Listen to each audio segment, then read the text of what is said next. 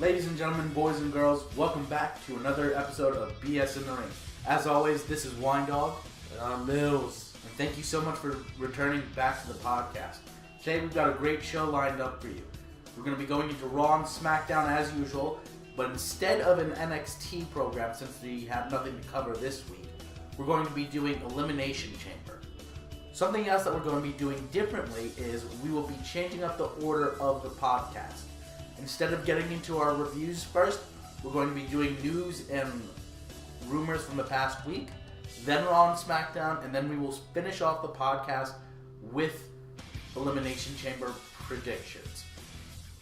As an important note, please like, comment, and subscribe as always on the podcast. We appreciate everything that y'all do, whether it's listening, subscribing, commenting, whatever it is, greatly appreciated. Also, we will have a SoundCloud up for those of you who do not listen on YouTube. That will be up soon. Without further ado, let's get into it. News from last week. According to RingsideNews.com, the original plans for Ronda Rousey at WrestleMania was to be facing Natalya and not Becky and not Charlotte. However, once Natalya's father, Jim Neidhart, passed away, they had to scrap those plans because they didn't want to turn Natalya as a heel. Then the plan fell to Charlotte as being the match, and then when Becky got injured, it became Becky at Mania. And obviously now, we have the current match. My initial thoughts on this is that it would have been interesting, especially concerning how they were planting the seeds for this. And you can see it. Sorry to interrupt. No, you can see it. Ahead. You can see it. I thought that as soon as the first few interactions I saw with those two after Ronda came to WWE, I knew right then and there this is going to turn into something because there was an awkwardness to it, like and also like you could tell, sort of like with Sammy and Kevin at some point that was going to happen before they got injured. Yeah. One thing I do want to note is they still could have done this, but I think they could have done this where Ronda was the heel and Natalya was the face, and I think that would have been even better than turning Natalya as the heel. Well, so her father passed away back in August. Yeah. So obviously, this Becky Ronda thing, it didn't even come to play until right before Survivor Series, and it only exploded because Becky Lynch got injured right beforehand, and so that's the match that everyone wanted to see. So, and even before Natalya sort of got this push going that would have accumulated in the match, people still wanted to see Becky versus Ronda. It was going to happen one way or the other. And I think that we're getting it at WrestleMania in the way we're getting it is what the best result would have been. The next bit of information comes from Wrestling Incorporated. Brock Lesnar is scheduled to appear more and more within the next coming weeks. Particularly, he has been scheduled for the Atlanta, Chicago, and Washington, D.C. Raw shows. We're going to be seeing the continued build-up of Brock Lesnar and Seth Rollins. And it's going to be an interesting... I don't know how they're going to build it up, other than Beast Slayer versus Beast. I'm not sure what their next move is from this, but it'll be interesting to see how they do it, especially with Brock appearing on TV more. The other thing that will be interesting is to see what Brock Lesnar does. In all likelihood, he's just going to appear in the ring as Heyman talks, or he'll maybe cut a promo here or there. But I'd like to see him wrestle. It won't happen, but I'd like to see him wrestle in the build-up, just to reaffirm himself as that badass. I agree, for sure. I think the more and more you have a champion on television and in the people's faces, the better it is and the more hype you are. Yeah, because I think that was one thing that was actually lacking from the Rumble is that you didn't have those face-to-faces between Balor and Lesnar. So obviously when it comes to WrestleMania, you're going to need those face-to-faces between Rollins and Lesnar to hype everyone up for Mania, since that's, the marquee. You have to have a build-up for that. And especially that he's your champion. Like, I understand he's Brock Lesnar, and it's written in his deal. He can show up whenever the hell he wants. But they have to have understood at this point, even though he's a draw, even though he brings in money, just how badly hurt they have been by not having a champion on their title. For years now. For 2 years now, for not having a champion on the title show. Like, even though we all dislike Roman being champion, we didn't want to see it, we would have seen Finn or Seth even. It still was a champion on the TV. Programming was a little bit better. I'll take Roman with the title over Brock over the title if that means Roman being on television every week. Absolutely. The final little piece of news is concerning All Elite Wrestling. Last week was it last week or the week before? Last week, I think. Okay, so last week they had their fan rally for the MGM Grand for Double or Nothing. They had it as a pool party, and a couple of noteworthy things from there. It set up a couple matches, and more importantly, it confirmed that Kenny Omega is signing with, or has signed with All Elite Wrestling, and is in a administrative and leadership role as one of their 4 vice presidents. It was leaked earlier this week, first by Wrestle Talk, then by JD from New York, and then at the same time CagesideSeats.com, that the schedule for the rest of 2019 has come out. As we all know, May 25th is Double or Nothing at the MGM Grand Arena. Then June 2019, there is a unspecified U.S. show. July 2019, there will be the Jacksonville show, in which a part of the proceeds, I should say, will go to gun violence in the area and helping victims out. Then probably the 2 or 3 most important dates from this, as far as timeline-wise.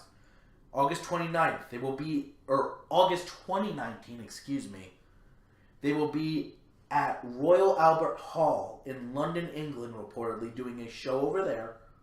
September 2019, there will be All Out, which is the sequel to All In, and it will be back in the Sears Center in Chicago. And October 2019, when SmackDown moves to Fox on Fridays, weekly television will begin. It's being reported that either TNT or TBS are the leading networks to receive. TBS?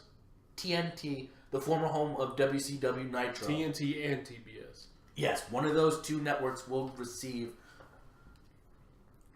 the Tuesday night show. The current card for Double or Nothing, which, by the way, sold out in 4 minutes. That's over, 14,000 seats? Mom, I want tickets to All Out for Christmas. I mean, Double or Nothing for Christmas, huh? You thought. Sold out in 4 minutes. The current card follows Kenny Omega versus Chris Jericho 2, which should be a classic, I might add. Hangman Adam Page versus the Bastard Pac, the former Cruiserweight King Neville. The Lucha Bros, Pentagon Jr., or more commonly known as Penta El Zero Medio, and Fenix versus the Young Bucks, which, if Kenny and Jericho don't end up as the main event, is also rumored as a main event. Following by SCU, which is Christopher Daniels, Frankie Kazarian, and Scorpio Sky, versus Shima and 2 partners from the Chinese wrestling promotion OWE. For those who don't know Shima, he is a former independent wrestler, former New Japan wrestler who mentored Christopher Daniels and other wrestlers. And this company, OWE, is supposedly part of his way of getting wrestling into China. The last match that was just recently announced is a women's triple threat featuring Dr. Britt Baker, DMD, who, for those who don't know who she is a phenomenal women's wrestler, but is also the girlfriend of NXT's Adam Cole. But she's a phenomenal wrestler in her own. She will be going up against Nyla Rose and Kylie Ray. I think the card's stacked. Even without anyone else and no title matches at the moment that we know of, this is a stacked card. I would be willing to pay $60 to see this if that's what it took. I am paying $60 to see this. I mean, unless... Sorry about that. I got smoker's voice today, and I don't even smoke.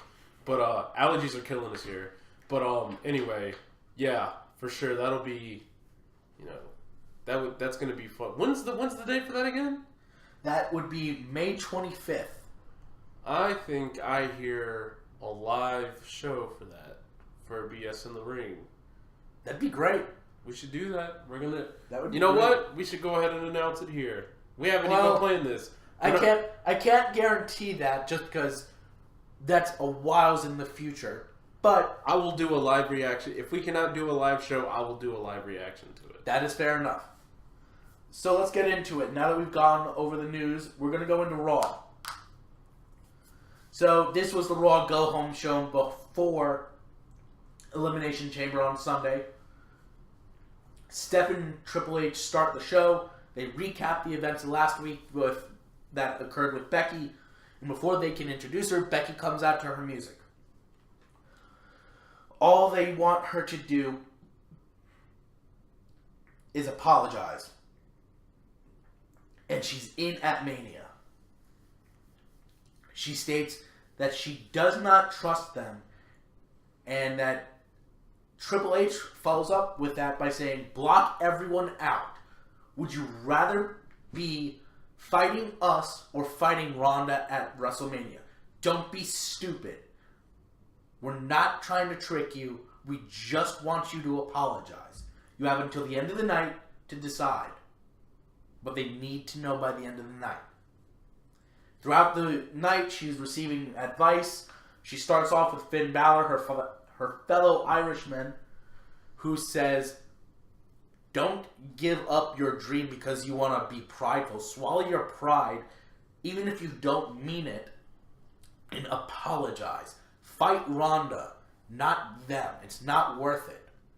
A little later in the night, I believe she's getting advice from Alexa Bliss, unwarranted, I might add, because Alexa's trying to get into her head because she's like, don't apologize, don't swallow your pride. But Alexa has ulterior motives because she wants the spot at WrestleMania, which Ronda also gives her advice too. What was the? Oh yeah, that's right. Ronda probably, I believe it was the apologize because it was about the same things that she's been saying for the past couple of weeks. This is more than just me and you. This is for all the women. Which I don't disagree with, but I don't disagree more with the same. either. It's more the same. That made me sound like an asshole. I'm sorry. Oops. Nah, but and which I mean, even though we are talking about professional wrestling here, she is it's right. Repetitive. It's repetitive, but also... But she's right, yeah. Yeah, she's right, for sure. This opening segment is followed up by the Raw's Women's Tag Match to determine who is the first Raw team to enter the chamber. Bayley ends up in it for herself because Sasha gets pushed into the barriers. They end up losing the match, and Bayley and Sasha are the first tag team in the match for Raw after Tamina and Nia Jax, I believe, pinned them. I didn't actually watch the match. I had no interest in it. I just have lost interest in this tag title match as the weeks have gone by. I didn't really have that much interest in it in the first place, although I was willing to give it a chance. I do have thoughts on who wins it, and we'll get to that when we get to predictions. The only thing that excites me about it is the fact that it's in the Elimination Chamber. If this was just a run-of-the-mill, just normal tag team match, I'd be like, eh. I do like that it's in the Elimination Chamber match, solely because the rules of these triple threats and these multi-women tag matches have been very confusing. I don't see why 3 women one from each team aren't in the ring at the same time. To me, that makes more sense than having two people and a entire team on the outside. Yeah. Like, it just doesn't make sense to me. One thing,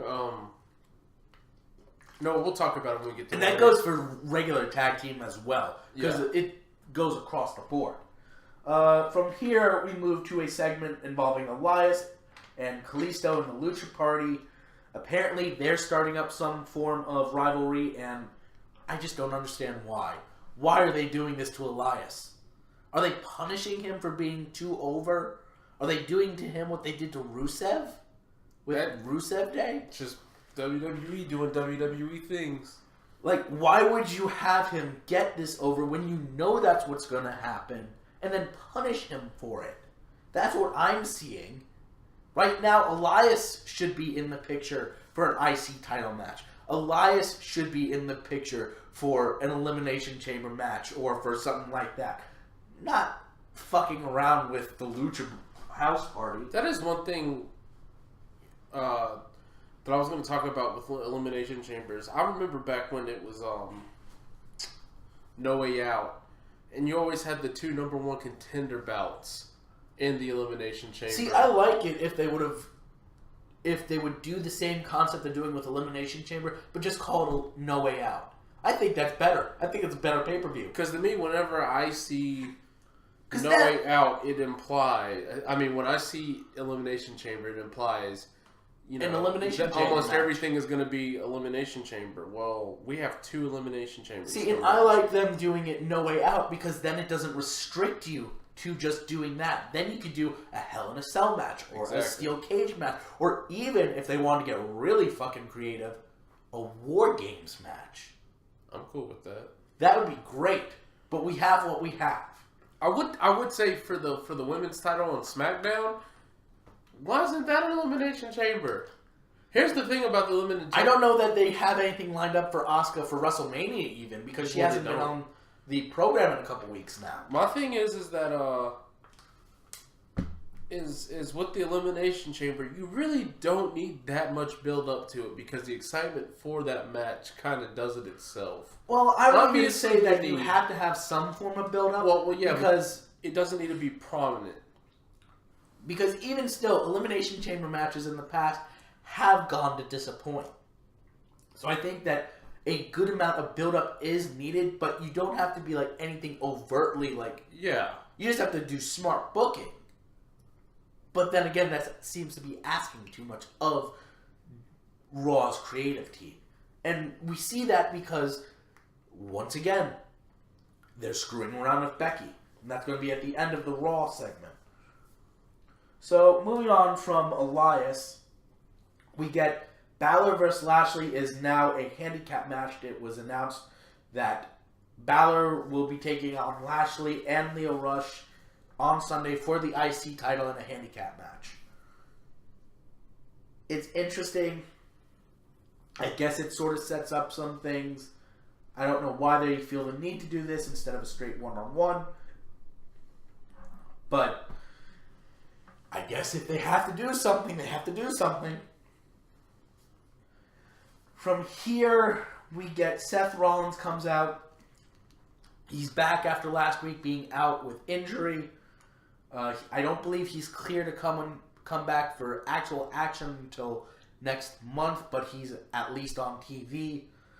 He comes out and cuts a promo to the effect that 2019 is finally the year he feels like Seth freaking Rollins. He's taken 6 F5s and is still standing, and that so long as he has a chance to stomp, he can beat Brock and take the title. Heyman then responds by coming out, sort of doing his Brock introducing, and then stating Brock is not here. Surprise, surprise, Brock is not on Raw yet another week, despite being the champion, which Seth makes sure to note. Heyman then cuts to saying Brock is a merciless beast and a sadist. There is nothing he won't do to keep the title, and that Rollins' mission is a suicide mission, and that he's going to end up being the architect of his own demise. Rollins does not care. Brock has held that title hostage for 2 years, and that it's not and he guarantees he's going to take it from him, not as a prediction, but as a spoiler, sort of cutting on Heyman's it's not a guarantee, it's a spoiler stuff. To end this, Dean comes out sort of uncharacteristically, seemingly off the script, and they have a moment with Seth and Dean in the ring where Dean goes, "Slay the Beast." So I thought the segment was good up until Ambrose came out, and the way Ambrose said that just kind of threw off the momentum. It very felt awkward and not natural. Which Dean Ambrose is awkward. I'll give him that, but still, that was like, why? Why this? But he's going out there because he's got a match with EC3, in which he wins, by the way, by a roll-up. I think that's how EC3 beat him the previous week. Why? I don't want to see it. Like, EC3 is supposed to be the young, up-and-coming star, even though, he's like mid-30s, I believe. Why are you having him do this? Lose in a rollout, unless he's just there to fill a spot. Why call him up if he's just going to fill a spot? That's what he was doing in NXT. I don't know. It just... Some things I don't get. I think he just went... I think like a lot of people, he needed some work. He signed up with WWE. What were they going to do with him? Besides, you already got a few people in WWE with his look, the big muscle guy. Like, look at Bobby Lashley. See... They're practically the same person. I agree with that. I think he should have stayed in TNA because he was at least able to do something and have a character in TNA. Here, it just doesn't feel like he's much of a contender for anything. I think he's being misused to such the effect that it really doesn't matter what he does because we know he's still Derek Bateman despite not having that name. He just feels there to me. Yeah, I think that's the point I'm trying to make. He just feels there instead of that he's supposed to be a big deal. It doesn't feel like he's supposedly this major star like an Aleister Black or a Ricochet that is going to majorly shake things up on the roster. The most prominent part that I've seen of EC3 and WWE was the whole Alexa Bliss thing where she hinted at EC3 having a big dick. That's as prominent as I have seen. At least EC3 since he's been called up. Yeah, since he's been called up, but it's once again, I think it's just another example of a good worker coming into WWE, deserves the world, but at the same time, you get lost in the WWE writing fold, and for as many, and here's the thing. It kind of reminds me of, and I know you're not into it much, but if you listen to this and you're into motorsports, you know what I'm talking about. There's so many good people, but there's not enough places for those people to go. Just like in motorsports, there's so many good drivers, but there's not enough cars for those drivers. That's what it feels like right now in WWE. There is a lot of good wrestlers, but there's just not enough places to put them right now. So, yeah, that's just how it goes for me. At least that's how it seems like. No, I agree. It seems like. I completely agree with that. He's just another face in the company. Like, he doesn't have a star on him in WWE at least. On the independents, it's more able to go over because EC3 actually means something in a TNA or it means something in an ROH because of the character he built for that. On WWE, because Dixie wasn't there and she wasn't a big shot within the company, it really has no effect. It really doesn't. And they're trying to play off this same character and it just does not work. Especially that they sort of have him with no heel or no face type of assignment to him. He just is there. Moving on, we're going to move on to the best, and I mean it, the best 30 to 40 minutes that has been on this show in a while. And that's the last two segments. The Revival have finally cracked the mountain and taken the titles. And it was the best match on the entire show. I can't stress that enough. I went into this match thinking, why are they doing this? And then it turned into, I think it was like a 30 or 40 minute match that was phenomenal. You finally saw tag team wrestling featured prominence. And I hope that that's what this leads to, is more tag team wrestling cared about. Maybe they heard what the Young Wolves said last week when they were given that promo. I don't doubt that they didn't hear what the Young Bucks said. They are paying attention to it. And clearly, I mean, the Revival weren't doing anything before this push. I mean, this push literally came from nowhere. And all of a sudden, they're getting tag match after tag match after opportunity after opportunity after it's being reported that they requested for their release. Now, whether or not that's been part of a work or not, or whether or not WWE was like, no, we will feature you, just we're not releasing you. We promise to make an effort on this. And now we're seeing it. I loved it. I'm a little depressed maybe that we didn't get that for Elimination Chamber. But at this point, the right team has those titles. And if they book the Revival correctly going forward, the titles will finally feel important. Because the Revival have that ability to make them feel important. Like, tag team wrestling actually matters. Now, I do think they need to make some changes, especially with who's in contention. Make Authors of Pain again. Call up a important tag team. Book your tag teams right. It's going to be a lot of work. It's not overnight. But to me, this seems like they're on the right step. I think when it comes to the tag team division in WWE, any change that were to happen would have been better than what it was. So I'm okay with this. I'd like to see if Bobby Roode and Gable stay I really partners. hope they don't. Yeah, because I want to see Bobby Roode turn. Because that's where the money is with him, is as a heel. We saw that in NXT. We saw it in TNA. He works better and more natural as a heel. So I would really like to see him kind of leave that tag team scene and go into a singles competition. Yeah, I think he would be perfect for the IC title picture against I'd love to see him run a program with Daniel Bryan. Not right now, but after Mania. I would like to see him in a IC title program with Finn Balor, because I think that would be a perfect sort of introduction feud. Actually, I agree with that. Yeah. Let that go 3 or 4 months. That'd be great for not only the title, but for both wrestlers as well. The final segment of Raw is the apology segment.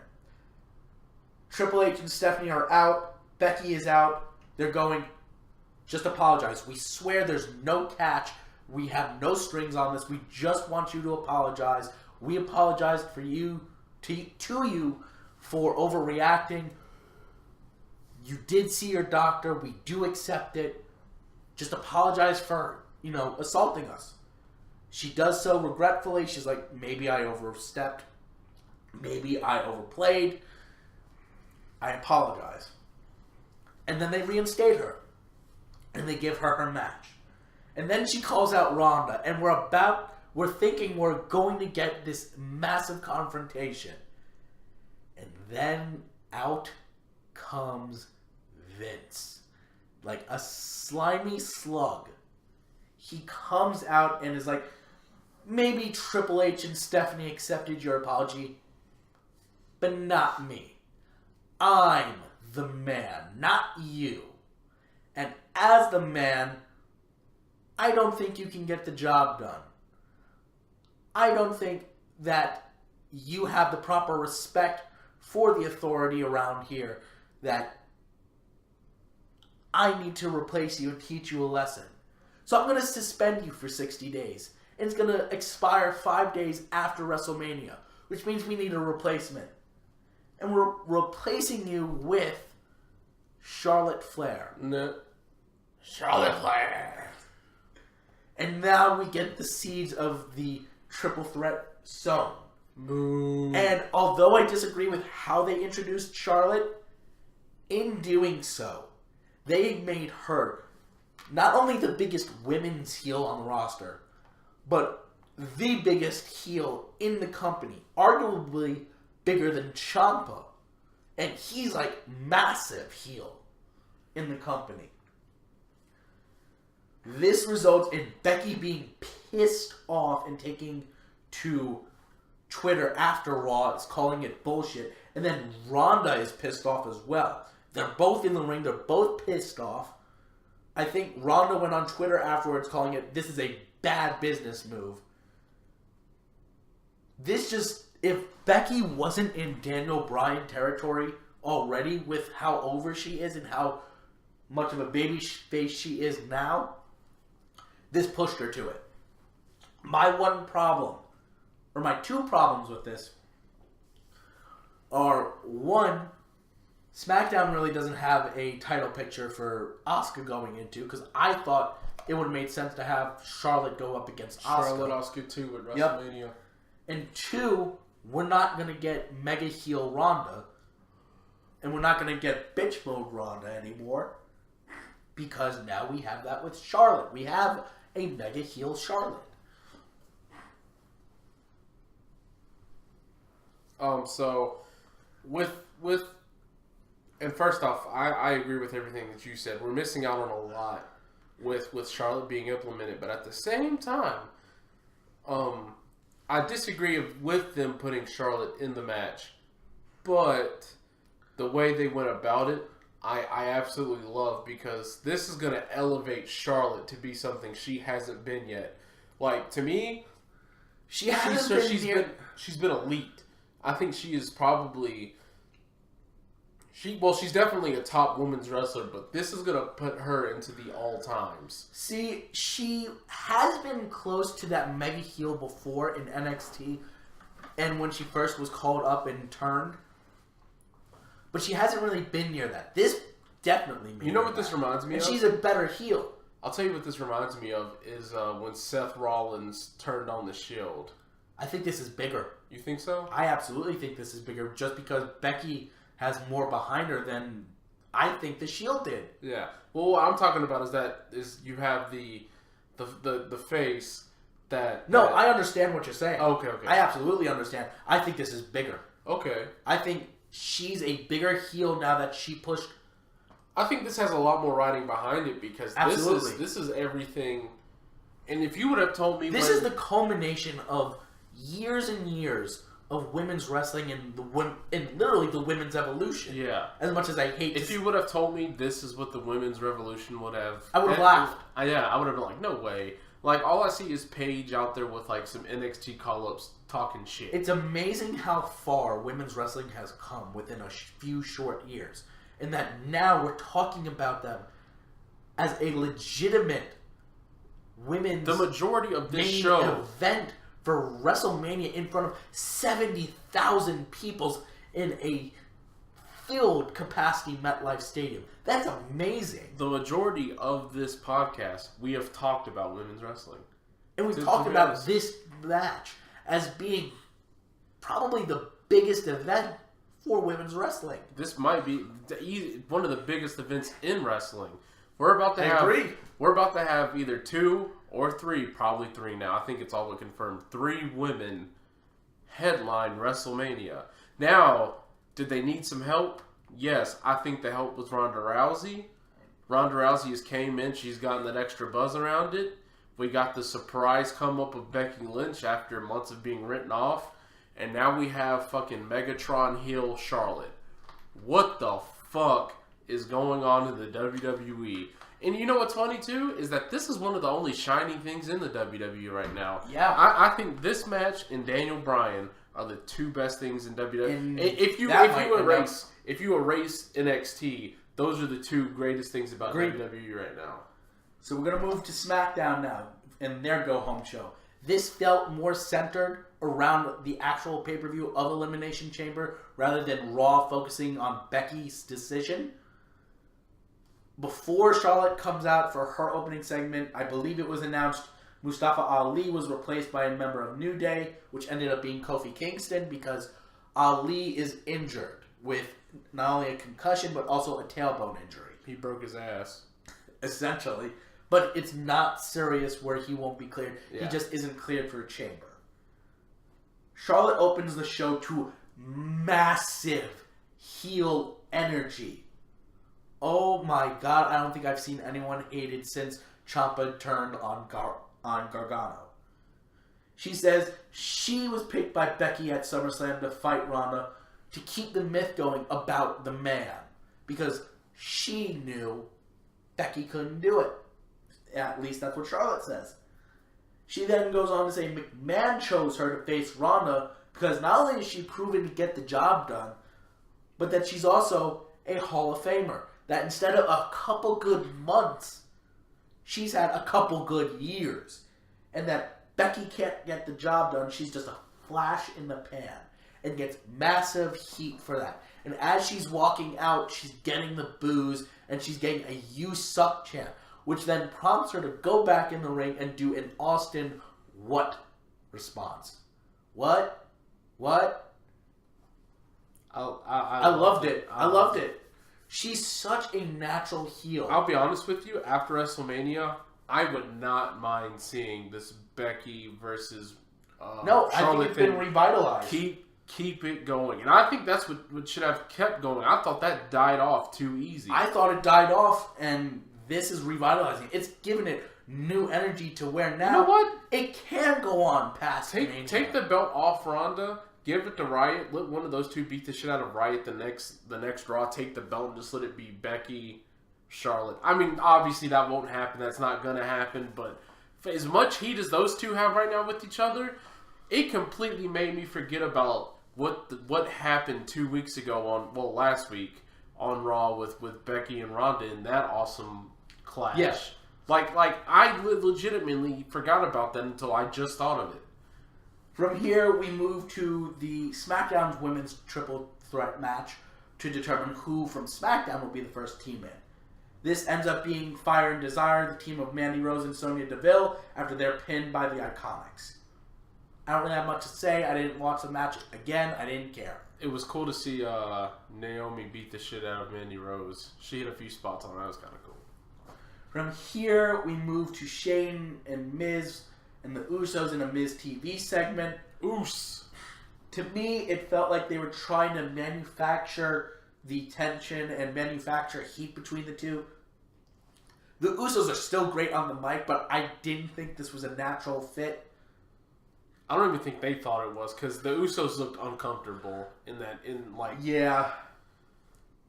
To end the segment, the Usos super kick Miz and Shane. I think they're gonna... Well, let's get to that when we get to predictions. Gauntlet match for the last spot in the chamber, for who enters last in the chamber match, is what consumes the remainder of SmackDown. And this was a phenomenal match. So, Bryan, before the match starts, is in the ring with Rowan, and he's cutting a promo how he doesn't want to participate in the chamber match because it's unfair, but he has to sacrifice for the planet, and it's necessary so that he stays the planet's champion. The start of the match is Kofi Kingston versus Daniel Bryan, and it was a much better match than I was expecting. Kofi had a great showing in this gauntlet match. I think what they needed to do with him replacing Mustafa Ali, they need to show that, Kofi Kingston isn't just going in there to be the first guy out. He actually has a shot. Kofi Kingston is going in there to win the WWE Championship. Which I think was the purpose of him staying in there for as long as he did. Exactly. Because he ends up beating Daniel Bryan. He beat Jeff Hardy. Samoa Joe got... he basically eliminated himself. And, so he ends up beating Daniel Bryan, I believe, with Trouble in Paradise, which is massive for him. SOS for Jeff Hardy. And SOS for Jeff Hardy. And then he beats Samoa Joe. And Samoa Joe, after he gets beaten, absolutely destroys Kofi. And Then AJ Styles comes in. AJ wins with Calf Crusher, and then at this point, the match has been going on for close to an hour, if not longer. Randy Orton's music hits. AJ's looking around in the ring like, where are you at? And Orton comes out literally out of nowhere from behind, hits an RKO. 1, 2, 3. Orton is your last participant to enter the chamber. I dig it. And plus, a fresh Orton versus everybody else. Watch out. I mean, I don't think Orton's walking out with the title, and I'd love to see it, but I just don't see it happening. But so from here, we're going to move to predictions for Elimination Chamber. Before we go into our predictions, here is the card as of today. Buddy Murphy versus Akira Tozawa for the Cruiserweight title. The Women's Tag Title match. Miz and Shane, the best tag team in the world. Shane O'Miz, whatever you want to call them. Versus the Usos for the tag titles. Braun Strowman versus Baron Corbin. Ronda Rousey versus Ruby Riott for the women's tag team, or for the women's title on Raw. Lashley and Rush in a handicap match versus Balor for the IC title. And then the chamber match, which is Daniel Bryan, the new Daniel Bryan, versus the real AJ Styles, versus Kofi Kingston, versus Samoa Joe, versus Jeff Hardy, versus Randy Orton. Let's start with the Cruiserweight match. I haven't watched 205 Live as of recently. I don't really know what's going on. My gut reaction is that Buddy Murphy is going to retain, because I don't think it's time to take it off him. He has done a great job with it from what I have watched of him. And I think if there's a time to take it off him, it's at WrestleMania. Yeah. And I don't think there's anyone on the current roster for 205 Live outside of maybe Cedric that could take it off him. Honestly, the only times I've seen the Cruiserweight title change besides those first few months, usually it's never changed when it hasn't been a lot of heat in promotion. Or when it's not on like a main. Yeah, card. You haven't seen it much, so. Yeah. Now that we've covered Murphy and Tozawa, being that Murphy is going to win, let's go with the women's tag title match. I think this is going to end with the Iconics pinning Sasha and Bayley. I think Sasha and Bayley will end up being the Iron Women of this match. They will come so close to winning, but then have it taken away. I think Nia Jax and Tamina will play a big part of that. And I think Mandy Rose and Sonya Deville will have a good showing. But ultimately, if Sasha and Bayley do not come away with the titles, I think it's the Iconics. I think they win this match and the titles. How about you? I have Sasha and Bayley winning it, but they getting past Nia Jax and Tamina. That's not what I want. What I would personally like to see the belts on Sonya Deville and Mandy Rose, but I see Tamina and Nia Jax probably dominating the match. Oh, I do too. And then you'll have. I think it's going to take everyone sort of working together to get them around. Now, is this elimination stuff? Yes, this is an elimination chamber. So no, when I say that, I mean like, let's say Tamina gets pinned, does Nia Jax stay in? No, she's out. So once one I person believe the way that this works is one person on the team, once they are pinned, the team is eliminated. Okay. I don't like that, but it is what it is. But yeah. My prediction is Sasha, Bayley, but if not them, then let's see. I don't really see anyone else winning the titles, to be honest. That's just. I say the Iconics are going to win it just because I think that they have a better chance at it. They have a claim as a tag team outside of Bayley and Sasha. Yeah. As having that chemistry and having that ability. The way that they've been built also sort of gives me that inch that they're going to be the first. That being said, I think the clear favorites are Bayley and Sasha. Moving on to Miz and Shane versus the Usos. We said it, I've said it at least in previous weeks, that I think that this is where their run ends. I think the Usos take the tag titles off them. I agree. I think I think the Usos take the titles off of them, and it's set from there. It goes on to be Miz versus Shane at WrestleMania. I haven't really enjoyed Miz and Shane as a team as much as I thought I would. I see the chemistry and I see where it could work, but for the sake of what Shane is supposed to be as an authoritative person, I just don't see it. Now, I will say, if they split, it could be that they result in a match at Mania, or it could lead to Miz getting an opportunity. And we could go that way with the Chamber match, and that depends on what happened with the Chamber match. Strowman and Corbin, I see Braun taking this one. I really don't care about this match. I don't know why this is on the card. I'm hoping this is an opening match or a filler match. Maybe as a buffer between one of the between the Chamber match and something else. That's what I'm thinking. But I'm thinking Strowman's taking this. Yeah. Barring interference from McIntyre. Yeah, that's what I was about to say. Rousey versus Ruby Riott. Obvious. Ronda Rousey. Obvious. If they go with Ruby Riott, I'll be shocked. Holy shit. I would be so shocked. I wouldn't know what the hell they're going to do. Rousey's pregnant. I'm just kidding. But no, this is Ronda Rousey. This is a great test for her. But this is Ronda Rousey. I think it's another thing. I'm glad to see Ruby Riott getting another shot in that main women's fight. I would just like to see her get an actual fair shot that we could believe she's going to take it, not as she's a test.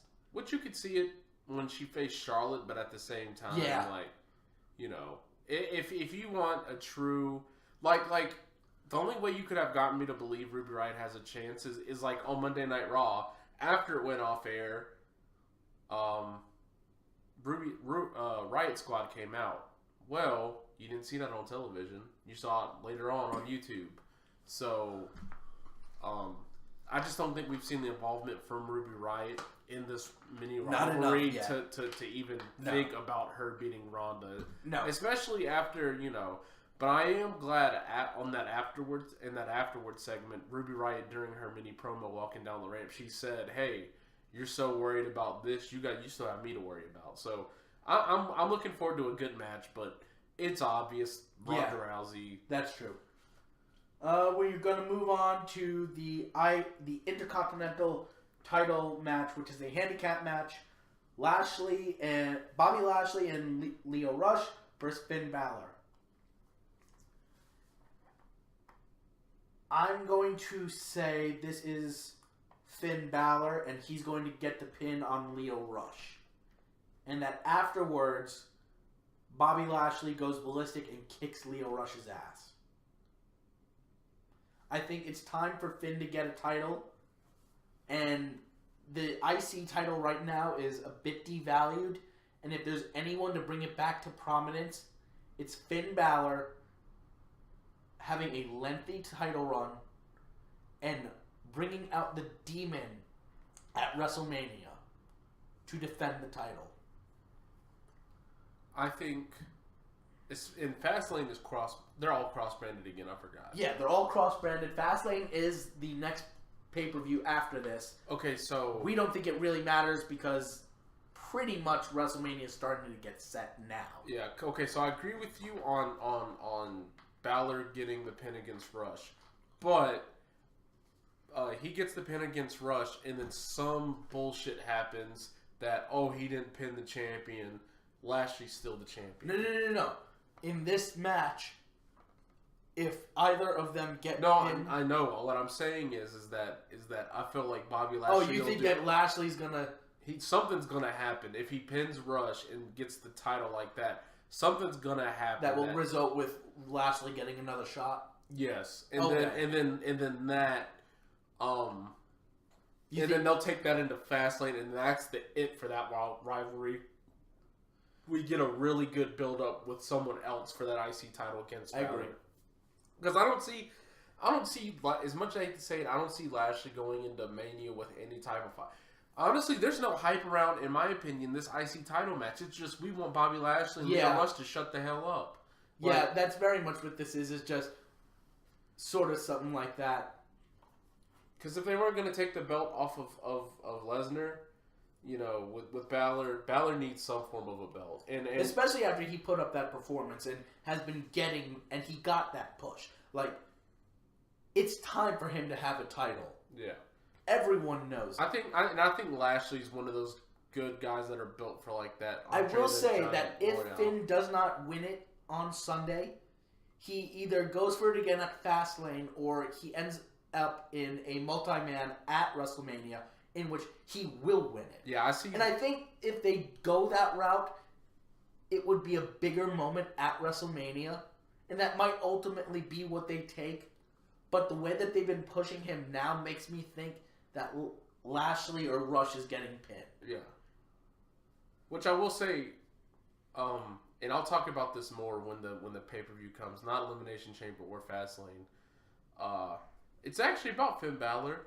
I think I know how he's finally going to get his Universal title back, but we'll talk about that later. It has something to do with the ladder, but I like where you're going with that. I already can tell. Yeah. I like it. So But I have a different opinion on that, but I like where you're going with that. in between now and WrestleMania, whether it be WrestleMania night or this coming Sunday night, I do see the IC title on Finn Balor sometime in the next month and a half. Yeah, for sure. Okay, so now for the last match, which is going to be the main event, I would hope Daniel Bryan versus AJ Styles. Or I should say, the new Daniel Bryan versus the real AJ Styles. I hate those nicknames, but whatever.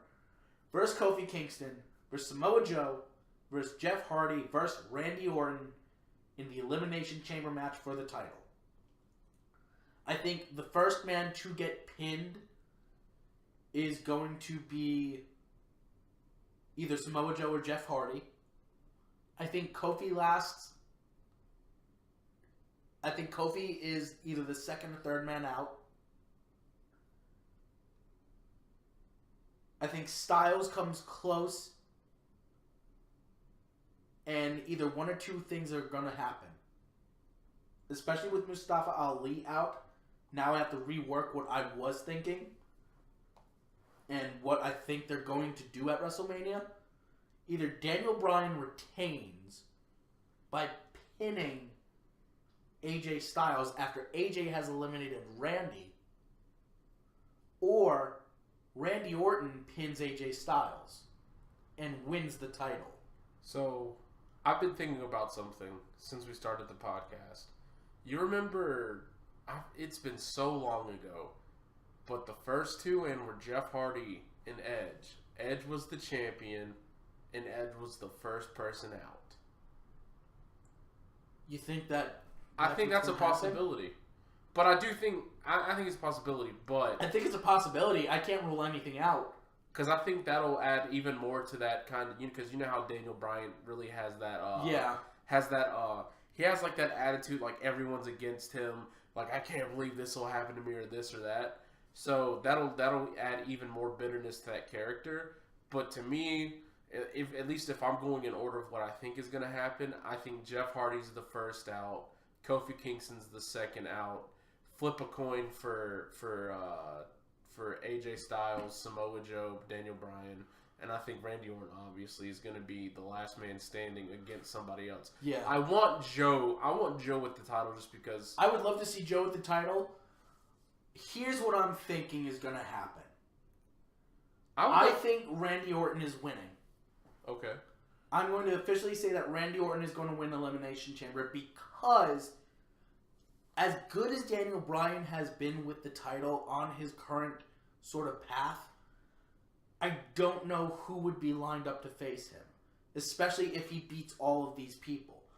My thing would be going back to Miz and Shane is if they amicably split, meaning that they're on good terms and split after losing the titles, maybe Shane gives Miz a title chance. I love that. And it would be a face Miz versus a heel Daniel Bryan at WrestleMania. I think that would be good.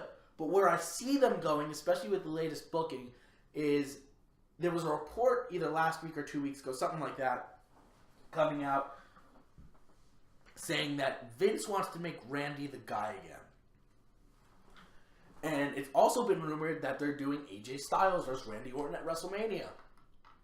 Neither of them have a title match. I think that's ultimately the match that we get is AJ Styles versus Randy Orton for the title. The build-up for me that would destroy everything is Randy Orton Samoa Joe. Because no one can cut a I'd love promo. to see that match. That'd be great. The lead up to that, you think Samoa Joe has talked shit to AJ You have not Styles seen anything. or Jeff Hardy? There is so much shit on he can Randy say that he on would Randy do. Orton. Oh my god.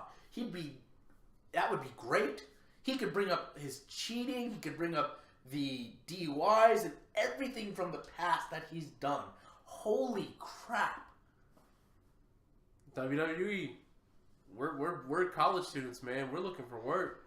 Help us. Yes, I'm going to say Randy Orton, and it leads to Randy versus AJ for the title. Oh, prediction: Randy Orton wins the Chamber for me too. I agree with that. Randy Orton title, and then I guess it's just up in the air. I think it's between obviously Bryan, Styles, and Joe. To me, I don't think. And I have to change to Randy just because Ali being out threw off a lot of things, especially the way that they were booking him. It really did throw it off. I really thought that they could set up for Mustafa versus Daniel at WrestleMania through here, and maybe they still are. Because I would still love to see that match because I think it would be great. Maybe they set up something through Fastlane or something like that. It could still happen.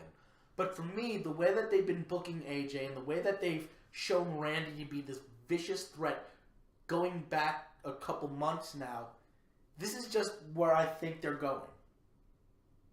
I believe that should be everything that we covered. Unless there's anything else that you want to touch on beforehand. As far as wrestling stuff goes, I think we got it all. I do have one thing to announce. Along with this podcast, coming this Sunday is, for those of you that like motorsports, is the Daytona 500. I'm starting back up my podcast, Sam on Speed, which I'll be recording on Mondays and hopefully releasing sometime midweek or later into the week, probably the same time as this. That'll be through either the Sam on Speed YouTube channel or the Samuel Mills Media YouTube channel and SoundCloud channels. So just keep an eye out for that if you enjoy motorsports, and if you don't, that's fine too. You know, obviously I don't want anybody doing anything else. So yeah, that's all I got. So all right. Well, ladies and gentlemen, boys and girls, thank you so much for returning back to the podcast for another week, another episode of BS in the Ring. As always, please remember to like, comment, and subscribe. Tell your friends, tell your family if they're interested in wrestling about this podcast. We'll see you next week with Elimination Chamber review and more Raw and Smackdown and news. Thanks. See you next time. peace. All the doctors out